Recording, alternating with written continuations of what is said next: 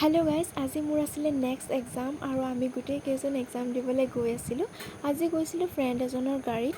গোটেই লগৰবোৰ লগত থাকিলে এনেকুৱাই আমি বহুত ফূৰ্তি কৰোঁ আৰু হঠাৎকৈ চাওকচোন বৰষুণ আহি পালেহি আৰু বৰষুণ যাৱাৰ কাৰণে আমাৰ যাবলৈ প্ৰব্লেম হৈছে বহুত।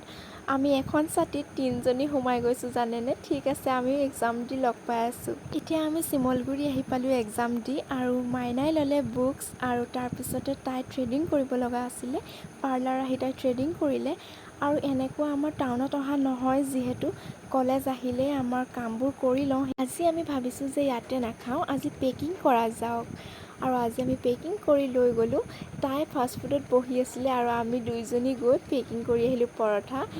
মই খাইছোঁ পৰঠা, সিহঁতে চিকেন ৰোল লৈছিলে আৰু চাওকচোন সিহঁতে ভাবিছিলে চাগে ঘৰত গৈ হাফ হৈ যাব, সেইবাবে ইয়াতে খাই লৈছে আৰু মই পৰঠাটো ইয়াতে উলিয়াব পৰা নাই, সেইকাৰণে ঘৰলৈ গৈহে খালোঁ। এনেই কৈছোঁ দেই, নহয় সিহঁতৰ চাগে ভোক লাগিছিলে সেইকাৰণে খালে।